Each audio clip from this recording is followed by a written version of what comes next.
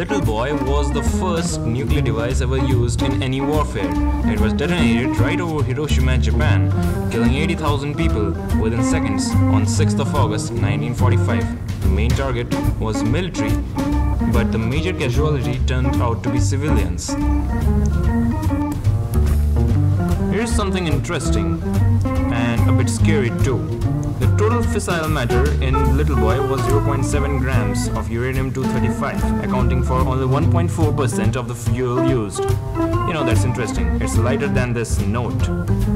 Or, as one may point out, same as this boat pin. Whatever. But that small amount of uranium was able to kill 80,000 people within seconds of its detonation. But the question is, how do nuclear weapons work? So let's know more about nukes.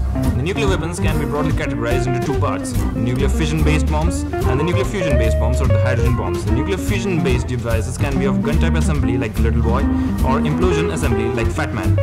The fission-based weapons use uranium-235 or plutonium at critical mass, but the nuclear fusion-based weapons use deuterium and tritium nuclei undergoing thermonuclear fusion. Let's know more about the critical mass. The critical mass is the smallest amount of fissile matter needed for a sustained chain reaction, and it's different from element to element. For example, for uranium-235, the critical mass is 15 kilograms, while for plutonium-239 it's 10 kilograms. Well, the critical mass doesn't mean to pile up two pieces of subcritical matter and making a critical mass. You do it slow enough and they would heat up and there would be a small explosion, pushing the two pieces apart. Now what we usually do in a gun-type assembly is to make an explosion to one piece, pushing it fast enough to another piece, making critical mass very soon and making a big explosion there. Now let's talk about the implosion assembly device. The implosion assembly device is basically a spherical device made up of a hard shield acting as a confinement chamber. The most space inside the sphere is empty and filled with high explosive lengths formed of chemical explosives like TNT. Now the external explosives are triggered in order to compress the plutonium core to very high densities, making a supercritical mass. As the pressure increases, the density also, and then there is an explosion due to supercritical mass. Now, for a greater level of destruction, we need something bigger, the thermonuclear weapon. Now, this kind of weapon was never used in warfare. It was tested only in 1952 in Bikini Atoll. Now, the basic design of a thermonuclear weapon is to have a primary fission bomb that initiates an explosion and acts as a trigger. Now, the primary explosion compresses the secondary fuel, which is rich with fissile material at subcritical mass. Once compressed due to primary explosion, it generates huge amount of energy required to initiate a nuclear fusion, and this whole fuel is kept in a uranium-238 housing. Now, the secondary explosion compresses the deuterium and tritium mixture, initiating a nuclear fusion, replicating the reactions in stars. The gases are either stored cryogenically or in form of lithium deuteride. Now, the basic compression of the secondary is due to the X-rays coming from the primary fission. Now, this kind of confinement is also called radiation implosion of the secondary. Now, this kind of weapon generates a huge amount of energy at once.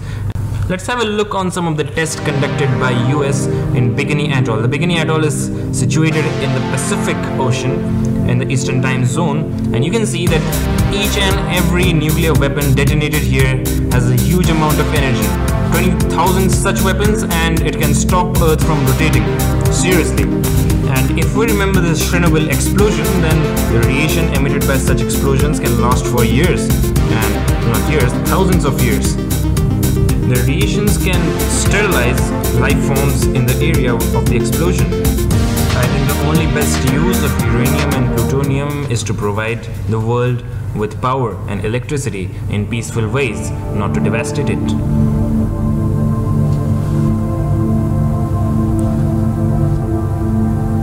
There are more than 20,000 nuclear weapons in the world possessed by various countries.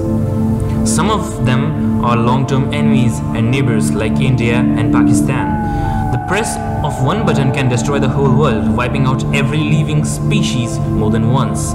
Every single bomb has the capacity to produce shockwaves, replicating the deadliest earthquakes ever, winds that replicate that of the Neptune, fireballs like sun created upon Earth, and radiation that can last for millions of years, all at the press of a button. Now, every country cannot dismantle its nuclear arsenal because it has its own security measures, but we can bring a change.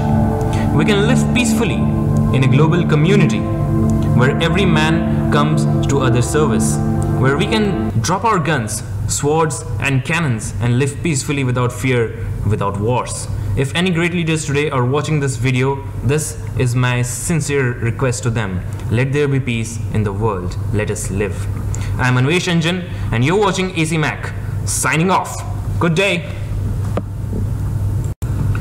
And if you like this video, then you can just click that like button down there. You can share this video in your social media, and you can also watch some more videos. I have listed out some pretty cool science videos and channels in the description below. And just remember to watch out this cool video by Vishveshwara. I'll catch you in my next video. Till then, you can just subscribe this channel by clicking the big red subscribe button on top of this video. Till then, goodbye.